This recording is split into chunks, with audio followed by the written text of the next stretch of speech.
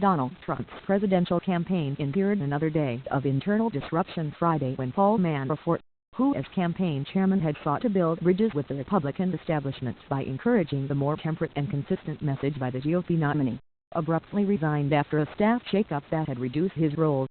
The decision came during a critical week in the campaign, with Trump under pressure from Republican leaders and wealthy contributors to rebalance his candidacy after weeks of missteps that have left him trailing Democratic nominee Hillary Clinton in national and battleground state polls. The resignation also followed increased scrutiny of Manafort's earlier work in Ukraine on behalf of pro-Russian forces, including the country's former president, Viktor Yanukovych. Manafort's departure leaves the campaign more firmly under the guidance of newly installed Chief Executive Stephen K. Bannon, formerly of Breitbart News, and veteran pollster Kellyanne Conway, who was elevated to campaign manager earlier in the week. Whether Manafort's resignation will lead to more staff leaving was not clear Friday, though Trump's advisors said Bannon and Conway are considering additional hires. The longtime GOP strategist had recruited a number of former associates to join the campaign after he arrived in the spring. The resignation was formally announced just as Trump was preparing to tour the devastation from extraordinary flooding in Louisiana. The candidate said in a statement, "This morning Paul Manafort offered, and I accepted, his resignation from the campaign. I am very appreciative for his great work in helping to get us where we are today, and in particular his work guiding us through the delegate and convention process. Paul is a true professional and I wish him the greatest success." The news followed a rally Thursday night in North Carolina in which the candidate expressed regret for some of the harsh language he has used during the campaign. Trump's speech represented a sharp change in tone by a candidate who has resisted any such moves in the past. Trump's words were applauded by mainstream Republicans, who hope this marked a transition to a campaign focused on attacking Clinton and delivering a consistent message about national security, law and order, and the economy.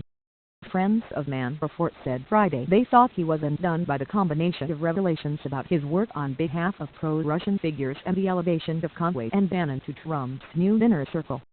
"If you had had one of these things happen, it would have been survivable. But you had two of these things in concert," said a GOP strategist who knows Manafort and, like others interviewed for this report, requested anonymity to comment on the Trump campaign.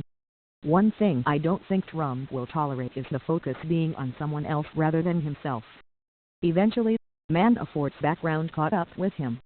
According to two people familiar with Trump's decision, Trump on Thursday night was given a copy of an Associated Press story about how Manafort's firm had not properly disclosed its foreign lobbying, shortly before taking the stage in North Carolina. "Trump blew the gasket," one person said, and told Bannon and others that he should be dismissed. But Manafort was not fired, the people said.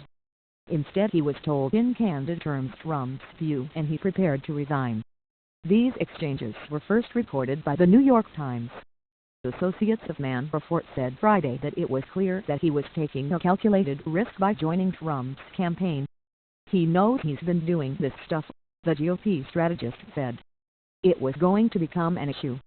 He wasn't prepared to tamp it down. When he decided to re-enter high-profile American politics, and he ratcheted it up with lots of Sunday shows and TV appearances, he had to know he was putting himself out there as a target." Members of Trump's family, which has been an important part of his inner circle, praised Manafort after the announcement but made clear that controversy around him played a role in his decision to leave.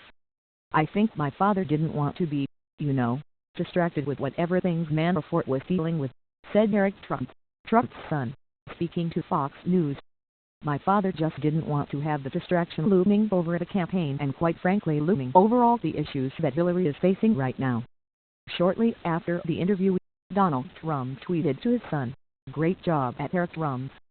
Jared Kushner, husband of Donald Trump's daughter Ivanka Trump, had also become less enthusiastic about Manafort's management, according to Donald Trump's aides. Kushner gave his blessing Tuesday to the campaign changes and has told Trump privately that Manafort had difficulties with aspects of executing the Republican National Convention and with building Trump's organization nationally, the aide said.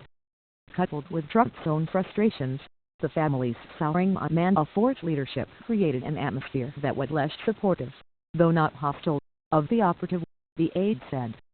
when Trump met with family and friends Sunday at Trump National Golf Club in Bedminster, PA. He fumed about news reports and leaks following a Saturday fundraiser in the Hamptons where donors voiced concern about Manafort and the campaign. When he reached out to Bannon and Conway about elevated roles, his family did not intervene, the aide said. Trump talked to a lot of people, looked around and said, "We're not performing at the level we need to," said former House Speaker Newt Gingrich, a Trump counselor. He had been thinking about this for some time. It wasn't anti-Manafort. He knew the Mercers, the wealthy GOP family, really liked Bannon and Kerry and has grown pretty close to Ivanka and was seen as someone very effective with messaging. Trump's campaign team has been in a near constant state of upheaval since the spring, when Manafort joined the operation, as its leaders struggled to build out what had been an extremely lean operation during the primaries. Manafort clashed immediately with then-campaign manager Corey Lewandowski and eventually prevailed in a power struggle that led to Lewandowski, who played a central role in helping the novice politician win the Republican primaries.